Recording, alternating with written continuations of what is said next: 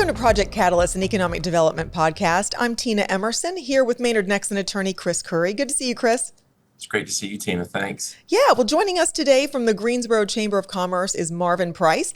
He is their Executive Vice President for Economic Development. Marvin was recently appointed to the North Carolina Economic Development Association's Board of Directors, where he'll work with peers across the state to strengthen North Carolina's economic development efforts. Hey, thank you guys so much for having me on. Marvin, great to have you, man. You're a great friend to our firm, great friend to so many in economic development across North Carolina. Psyched to see you. Thank you for taking some time to be with us. Hey, man, you have been really busy and doing a lot of great things in the Triad, and also recently became a board member of NCEDA. Congratulations on that position. Well, thank you. I really appreciate it. Absolutely. And just curious right off the bat, tell us some things that NCEDA is working on to promote economic development in North Carolina. Wow, where do I start? So, number one, truly, again, thank you guys for having me on. I know you could have had anyone across the economic development spectrum. You guys do business all over the Southeast, across this country, and you guys decided to have a conversation with me. So, truly, I think maybe it's going to go downhill after this. I'm joking, you guys, just joking. But for NCEDA, right now, I kind of look at the association as a force multiplier, right? So they're training local economic developers, but also regional developers, but also the allies. So the individuals that are working in accounting, construction, legal work to make sure that we are all building that same ecosystem. So some of those things look like we do a practitioner workshop where it's just local economic developers having conversations around policy, having conversation on how do you respond to the RFI request for information? How do you make an incentive proposal? How are you guys funding your spec buildings? Or how have you guys worked interlocally to do something around an industrial park? But then you also have the career trek where we're bringing and introducing economic development, because so many people that you meet across the spectrum in economic development, they fell into it. This wasn't something that they searched out. They just randomly went to a chamber event, found out someone, and so forth. However, personally, I went to school for economic development. So the Career Trek program is an opportunity to introduce individuals that are still in college an opportunity to learn about economic development to get them interested in it, but also all of the different spectrums of economic development, from marketing to business development, all of that stuff. Then you also have the handbook that we released, where that's giving an opportunity for individuals that can't go to any of the conferences to still have that common language to help them connect with like an elected official needing to understand economic development. They may not be able to come to a fall conference or go to the workshops, but they're able to read on their spare time. Okay, this is what economic development looks like, right? So right now, I think where we're looking and trying to move the needle when it comes to NCEDA is trying to be a baseline for economic developers, where we are an association for the practitioners, but we want to make sure that the allies are benefiting from that as well. And lastly, I just have to throw it out there, we're advocating in Raleigh as well. We're making sure that the elected officials that they have quantifiable information from the practitioner level, right? They're not just hearing from businesses saying, well, you should be doing this, but hey, this is what the practitioners are seeing, and this is going to be a hurdle if you pass this legislation, or hey, can you extend X, Y, and Z? Very similar to how we work collaboratively to get the sunsets with the JDIG, like to get that language changed. That came working together collaboratively across the spectrum of allies, partners, and NCEDA. And you clearly have a lot going on. That's a long list. Can you tell us about some of the board initiatives that you're particularly excited about, whether that affects the Triad or all of North Carolina? Well, I'm kind of fired up around, I'm going to say two or three things. So growing the mentorship pipeline for emerging professionals, because if you were to ever go to an NCEDA conference, you'll notice one thing that they all have in common, a lot of people with gray hair. Again, that is nothing negative, but also if this is a profession that needs to continue to grow, you have to introduce new blood to it. Elevating statewide content as well, making sure that if there's something innovative and creative that's happening in Asheville, we need to make sure that the people in Wilmington know, right? If there's something super creative that's happening in Raleigh, why are we not learning about it in High Point, in Winston-Salem? Why aren't we learning about it in Cabarrus County? So making sure that that information is being disseminated, but also like tightening up our local, regional, and statewide voices to align in Raleigh. Those are really the biggest initiatives. But again, if it was one thing, it is truly growing that mentorship pipeline. That's terrific. Marvin, you and I had the chance to work together when you were at the partnership. I associate kind of so much the beginning of your career in North Carolina in Charlotte. And obviously now you've been in the Triad, you've been in Greensboro for 5 years. Just a moment ago, you mentioned that you went to school for economic development. Kind of wanted to ask you a two-pronged question. If you could tell us a little bit about just the high notes about your career, where you've been, and then if you'd end the second part with, the Triad and Greensboro has really struck fire. Maybe you can talk to us a little bit about kind of describing that, what is going on and some of the reasons that the area has caught fire. Yeah, so about myself, I think you probably can tell from the southern charm in my voice. I'm from the South. So I'm originally from Birmingham, Alabama. I went to the University of Montevallo. I went to Auburn University. I went to Auburn University because, like most people in 2008, 2009, where in the world are you going to work during the Great Recession? So I'm looking on Google, I'm trying to find what I can do. And I literally typed in, what can I do with a political science degree? I made it all the way down to urban and regional planning. Well, if you know urban and regional planning, a subset of that is economic development. So I go to the International Economic Development Council's website, blew my mind. I never knew this was a thing. So to learn that the public good, that opportunity to serve your community, mixed with my desire to be competitive and win something, you mirror those or merge those two things together. It's like, oh my God. So the only university in the state of Alabama at the time that had that kind of certification was Auburn. Went to Auburn University, then graduated, did an internship with the state of Alabama, the Economic Development Partnership of Alabama. I was hired by the Birmingham Business Alliance, a regional organization there. Went to go work for a natural gas utility. That was exciting, getting the opportunity to see economic development and business development from a utility side. But then I got an opportunity to go to Charlotte. It was in between Hmm. Charlotte, North Carolina, and Fort Wayne, Indiana. And there's no shade against Fort Wayne, Indiana, but literally all of my friends said, if you go to Charlotte, you're gonna love it. Went to Charlotte. Oh my God. I thought I walked into heaven. It was so exciting. It's again coming from Birmingham to Charlotte. Literally, Charlotte is like 5 times the size of Birmingham. So just opened my eyes to what economic development could be. And given an opportunity during COVID, I was approached for the opportunity in Greensboro, and my CEO, Brent Christensen, he's been the Secretary of Commerce for the state of Mississippi. He's led organizations in Florida, like he's the Michael Jordan. And I say that, but he's not a Carolina fan at all. But I think he could admit that he's like the Jordan of We economic won't hold that development. against him. Yeah, so having an opportunity to work underneath him and learn all of the tricks and the trades from a former Secretary of Commerce, I feel like why would I not want to take that opportunity? So transitioning to the second part of that question, I think what's fueling the Triad's momentum, to be honest, it we just hit a new gear. I think for so long, the Triad has been looked at as the redheaded stepchild of the state of North Carolina. We're just the little brother, right? That the battle's always been between Charlotte and Raleigh, Raleigh or Charlotte.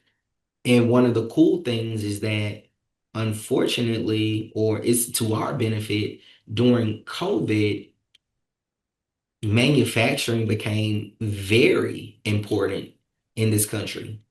So, an industry that typically, like, hey, we can outsource that. We can do that in another country. All of a sudden, everyone's like, whoa, wait a minute. Well, again, keep in mind, it didn't matter what administration it is. It doesn't matter if it's Democratic or Republican. And the Democrats, it's like, hey, let's do the CHIPS Act or the Inflation Reduction Act. So I want to incentivize you to build it here. Under the other administration, it's, hey, you need to be here or we're going to put some tariffs on you. Either way, it's a made in America mindset.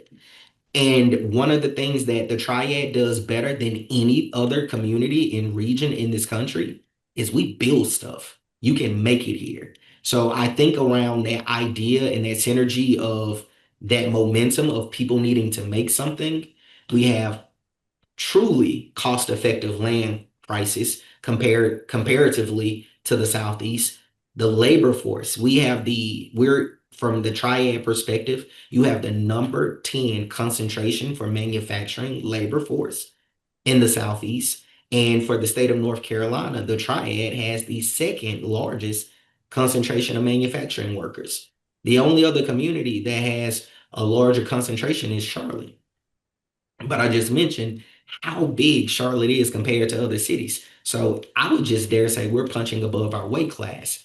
And lastly, when you look at the connectivity, where in the world do you have a region of this size of 1.7, almost 1.8 million people, where the average commute time is 24 minutes? Hmm. Right? So when you think about what's fueling that momentum, you take all of that and put it together.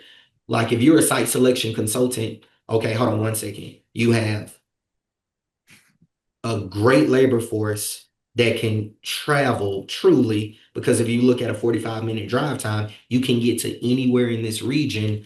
Oh, not to mention I-85 and I-40 merges together in the Triad, the only place where you can now ship your stuff all the way to California or all the way to New York City, and the labor costs are a little bit lower and the land prices.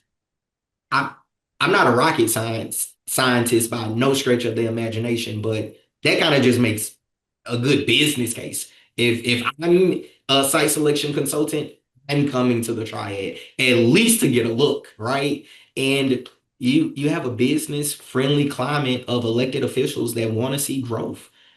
Like again, you got all of those things working, and you have elected officials from Winston-Salem to Alamance County to Davidson to Guilford County that are all saying the exact same thing.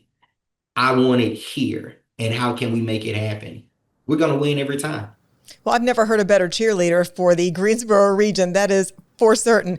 So let's elaborate on some of these attributes, Marvin. You were talking about the great workforce, the great commutes, the political environment that leads to success and that support. What do you see in store for the Triad moving forward? You have this environment of positivity. So what's next? Well, I would say just more wins, to be honest with you. But if I say what's next for the Triad in particular, I think you already see the aerospace production ramp up at PTI. That's going to continue because to some of our competitors that thought that PTI was filled up and there was no more available land, you are mistaken. We will still compete. So you have aerospace, you see the battery supply chain to suppliers and recycling clusters around Toyota battery. Then you see that cold chain and food logistics growth tied to retail distribution. So I think each kind of build on logistics, workforce, and available sites. And I think that's gonna continue to happen in our market. I think the word is out about the Triad. So I truly believe that we're gonna compete for our fair share of opportunities. And lastly, I think that it's not breaking news, because if anyone has heard me speak once, They've heard me speak a million times about that. The Triad is going to start to take a foothold when it comes to the life sciences sector. Mark my words that within a year, maybe 18 months at max, you're going to see a lot of life science opportunities popping up across the Triad. You already see what's happening in Winston-Salem with the innovation corridor. You see what's happening with Syngenta doubling down its investment in Greensboro. You have Procter and Gamble. Anytime you've ever had a cold, and you took some NyQuil, DayQuil, any kind of quill that was made here in Greensboro. When you think about Cambrix, which is a pill manufacturer, again, that's in High Point. So we're scratching the surface right now when it comes to life sciences. And by golly, I really think with some of the innovative things that's happening at the community colleges, and here's the beauty, it's not just at one community college. So when you look at Alamance Community College, they have a life science and bio certification, bio manufacturing certification. Guilford Tech has a bio manufacturing certification. Foresight Tech has a bio manufacturing certification. Then you have the four-year institutions from North Carolina A&T State University, Wake Forest, High Point University. Like literally, the sky's the limit. So what's happening next on the horizon for the Triad? More investment than we can count. Great. So Marvin, you've mentioned many important jurisdictions around the Triad. You and Brent Christensen and your team, obviously you work with the Chamber of Commerce and y'all have a strong economic development mission. Can you just tell the listeners about exactly what kind of your charge is by way of economic development, what locales you work for, and what you're focused on with the economic development through the Chamber of Commerce? And then if you talk a little bit about what the Chamber's doing to promote its partnerships with local organizations, companies, investors, how y'all promote that interaction and relationship with your local constituents. Yeah, so the Greensboro Chamber is the lead economic development organization for the city of Greensboro. But for Guilford County, there's a joint partnership called the Guilford County Economic Development Alliance. And one of the reasons why this organization is so innovative and creative and also award winning from the International Economic Development Council on regionalism is that you're taking Greensboro, High Point, Guilford County, and the Greensboro Chamber, and they're all collectively working together. So if you say what's the jurisdiction of the chamber, it's one Guilford. So we do Guilford County, we do Greensboro, but we do in collaboration with our partnership with the city of High Point as well. And they all work together as the Guilford County Economic Development Alliance. But for the chamber side of things, I think we operate from a regional team sport when you kind of think about that. So we take those calls from the Economic Development Partnership of North Carolina, and we work with our neighboring partners through the Carolina core brand. So we are working with the Winston-Salem. We're working with High Point. We've worked with Randolph County. When you think about the Greensboro Randolph mega site, we're representing the interest in working together. That water line that was extended to Toyota from the city of Greensboro across jurisdictions to go to Randolph County, right across the Guilford County line. That's an opportunity for that kind of teamwork that we're talking about. But also, we just announced the Al Hole Dale Hayes project that's in Guilford County, but it's going to be in the city limits of Burlington. That's that's unheard of. So that regional collaboration. But Awesome. going back to what you were talking about in regards to the chamber in itself, we have our existing industry program where we're doing our manufacturing roundtables, our logistics and distribution roundtables, where we're bringing manufacturers together and we're talking about the issues that they're concerned about. Maybe we have someone to come in and talk about the foreign trade zone that we have here locally. Maybe we're going to talk about employment law and some of the issues that might bring. We do a yearly survey on wages to make sure that they're understanding how are you getting your employees to stay, right? Because they're all facing the same issues. via those industry sectors. But also that's just from a industry side, but we're taking care of the small industries as well. We have our Scale to Excel program where we're working with minority businesses and making sure they're getting an executive MBA type style program without having to be in school. So working with them to make sure they understand their taxes, making sure they understand their business funnel. We have Lunch Greensboro where literally we're taking them from inception to implementation. We also have the ACES program where, hey, all of these minority companies have graduated from these programs and now they're looking to partner with the Booms of the world, the Toyotas of the world, the Honda Jets of the world to be a subcontractor, if you will.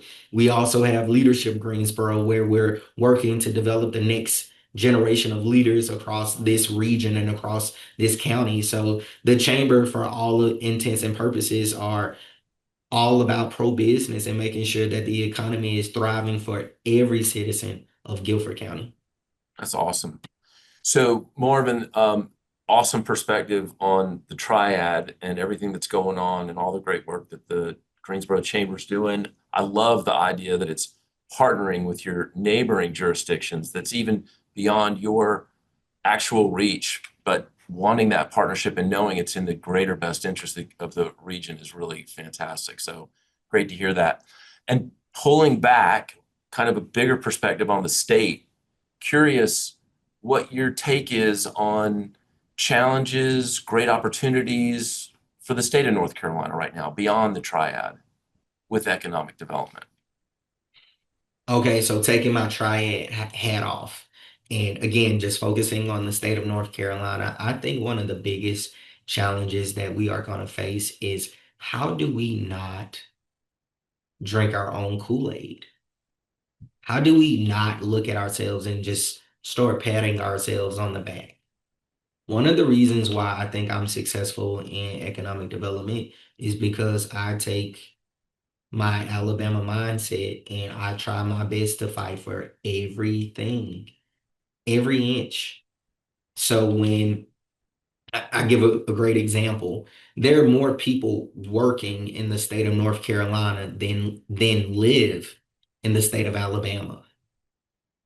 Right. So to think about that for a second, you understand then if I am a manufacturer, if I am a global company and I'm looking for a labor force, naturally I'm going to consider North Carolina. Well, how do you take the mindset of just because they may think about us, I want to make sure the individuals that don't think about us know us, right? I want to, I think that if North Carolina continues to say, very similar, and I genuinely despise this guy because I'm an Auburn grad, but Nick Saban literally used to say after the national championship, I don't think about it anymore because it's the next season. Like I'm not thinking about what I did last year. And I really believe that is going to be the biggest challenge for the state of North Carolina.